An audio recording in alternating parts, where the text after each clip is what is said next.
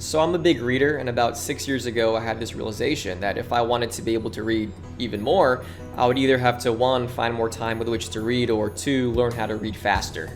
I ended up going with the second option, so here are 4 tips to help you to be able to read faster. Tip number 1, don't verbalize the words in your mind.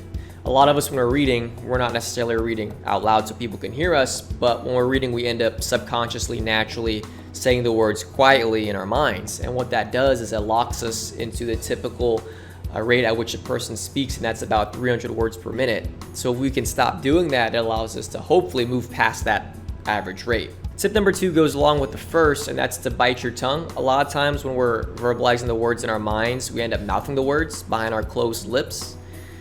And so what I would do was I would apply slight pressure to my tongue between my teeth, and that would, one, prevent me from verbalizing the words, and two, remind me that, hey, I'm not supposed to be saying these words quietly in my head because that slows me down. The third tip is to chunk your words. A lot of times we can just end up looking at one word at a time, but if we can condition ourselves, our mind, our eyes to look at 2, maybe 3 words at a time, it allows our minds to then process faster what we're seeing on paper or screen before us. Tip number 4 is to use speed reading software. It's something that I use to help me achieve the prior 3 goals. You know, it's typical speed reading software. You can just Google it. You can choose how fast the words flash on the screen. You can choose how many words, appear at a time, and it helps us to achieve the prior goals because it's showing us words at a rate hopefully faster than we can end up saying in our minds.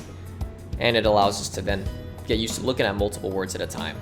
Those are 4 things that have helped me to be able to read faster. If you have any other tips of your own that have helped you, feel free to drop them in the comments below. Otherwise, I hope this video has been of assistance to you.